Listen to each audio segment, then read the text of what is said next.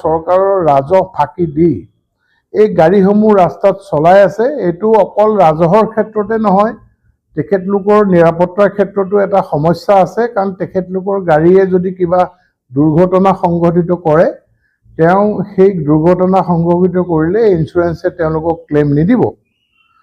আৰু এটা কথা মই এইখিনিতে অৱগত কৰিব বিচাৰিছোঁ, যিসকল বাহনৰ মালিকে তেওঁলোকৰ ৰিনুৱেল নকৰাকৈ বা চৰকাৰৰ ৰাজহ ফাঁকি দি এই গাড়ীসমূহ ৰাস্তাত চলাই আছে, এইটো অকল ৰাজহৰ ক্ষেত্ৰতে নহয়, তেখেতলোকৰ নিৰাপত্তাৰ ক্ষেত্ৰতো এটা সমস্যা আছে। কাৰণ তেখেতলোকৰ গাড়ীয়ে যদি কিবা দুৰ্ঘটনা সংঘটিত কৰে, তেওঁ সেই দুৰ্ঘটনা সংঘটিত কৰিলে ইঞ্চুৰেঞ্চে তেওঁলোকক ক্লেইম নিদিব।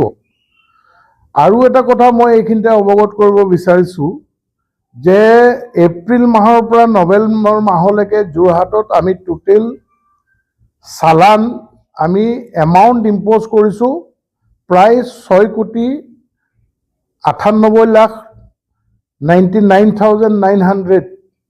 আৰু এই এমাউণ্টৰ ভিতৰত 0.5% CF মাত্ৰ 3,04,76,000হে আমি ৰিয়েলাইজ কৰিবলৈ সক্ষম হৈছোঁ।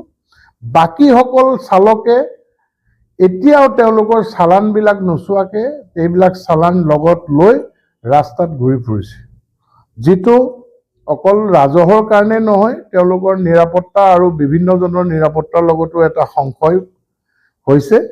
আৰু সেইকাৰণে মই আপোনালোকৰ জৰিয়তে সকলো যান বাহন গৰাকী মালিকক মই অনুৰোধ জনাইছোঁ, তেখেতলোকে যাতে তেখেতলোকৰ গাড়ীত কিবা চালান আছে নেকি এইটো অনতিপলমে পৰীক্ষা কৰক। কাৰোবাৰ যদি এই চালানক লৈ যদি কিবা ক'ব লগা আছে বা কিবা যদি তাত ভুল হৈছে, কিবা হৈছে, তেওঁলোকে মোৰ ওচৰলৈ আহিব পাৰে। মই সেইখিনি চালি জাৰি চাই যদি কাৰোবাক এই চালানৰ পৰা ৰেহাই দিব লাগে মই ৰেহাই দিম। কিন্তু যদি তেওঁলোকে ভাবিছে যে এইখিনি চালান লৈ আমি চলি যাব পাৰিম, তেতিয়াহ'লে তেখেতলোকৰ ডেডলাইন হৈছে 31 ডিচেম্বৰ।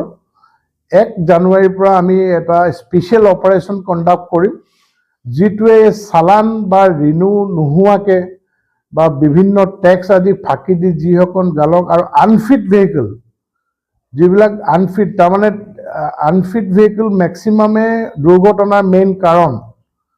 আৰু দুৰ্ঘটনাত মানুহৰ মৃত্যু হোৱাটো কোনেও বিচাৰে। অসম চৰকাৰেও এইটোৰ ওপৰতে কাম কৰি আহিছে, সুপ্ৰিম কোৰ্টেও কাম কৰি আহিছে যে দুৰ্ঘটনাটো আমি কেনেকৈ হ্ৰাস কৰিব পাৰোঁ। সেইকাৰণে মই সকলোকে অনুৰোধ কৰিছোঁ যে তেওঁলোকে অকল গাড়ীখনৰ কণ্ডিশ্যনটো ভাল কৰিব লাগে, মানে ৰোড উপযোগী কৰিব লাগে। আৰু দ্বিতীয়তে গাড়ীৰ যি যাৱতীয় কাগজ পত্ৰ যেনে ইঞ্চুৰেঞ্চ, টেক্স, পলিউশ্যন, এইখিনি ঠিক কৰিহে গাড়ী ৰাস্তাত উলিয়াব লাগে। অন্যথা অকল তেওঁলোকৰ এইটো নৈতিক দায়িত্ব, অকল আমাৰ পৰিবহণ বিভাগ বা আৰক্ষী বিভাগৰে দায়িত্বৰ কথা নহয়, এইটো তেওঁলোকৰ নৈতিক দায়িত্ব। অন্যথা তেওঁলোকৰ হাতত যদি কোনোবা থাৰ্ড পাৰ্টি ইনভলভমেণ্ট হয়, কোনোবা মানুহ যদি ইনজিঅ'ৰ হয়, তেখেতলোকৰ যিটো কম্পেনচেশ্যন এইটো কেতিয়াও নাপায়। আৰু এটা মই অসমান আছে নেকি এইটো অনতিপলমে পৰীক্ষা কৰক। কাৰোবাৰ যদি এই চালানক লৈ যদি কিবা ক'ব লগা আছে বা কিবা যদি তাত ভুল হৈছে, কিবা হৈছে, তেওঁলোকে মোৰ ওচৰলৈ আহিব পাৰে। মই সেইখিনি চালি জাৰি চাই যদি কাৰোবাক এই চালানৰ পৰা ৰেহাই দিব লাগে মই ৰেহাই দিম।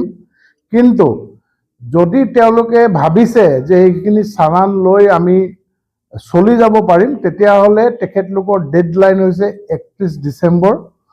1 জানুৱাৰীৰ পৰা আমি এটা স্পেচো 31 ডিচেম্বৰৰ পিছত এনেকুৱা গাড়ী আৰু যোৰহাটত চলাব পাৰিব বুলি কোনেও নাভাবিব। কাৰণ আমাৰ মানুহ সক্ষম হৈছে, আমাৰ ওপৰৰ পৰাও আমাৰ অৰ্ডাৰ আহিছে। গতিকে 1 জানুৱাৰীৰ পৰা আমি তেনেবোৰ গাড়ী ৰাস্তাত আমি জব্দ কৰিম। গাড়ীৰ যি যাৱতীয় কাগজ পত্ৰ যেনে ইঞ্চুৰেঞ্চ, টেক্স, পলিউশ্যন, এইখিনি ঠিক কৰিহে গাড়ী ৰাস্তাত উলিয়াব লাগে। অন্যথা অকল তেওঁলোকৰ এইটো নৈতিক দায়িত্ব, অকল আমাৰ পৰিবহণ বিভাগ বা আৰক্ষী বিভাগৰে দায়িত্বৰ কথা নহয়, এইটো তেওঁলোকৰ নৈতিক দায়িত্ব। অন্যথা তেওঁলোকৰ হাতত যদি কোনোবা থাৰ্ড পাৰ্টি ইনভলভমেণ্ট হয়, কোনোবা মানুহ যদি ইনজিঅ'ৰ হয়, তেখেতলোকৰ যিটো কম্পেনচেশ্যন এইটো কেতিয়াও নাপায়।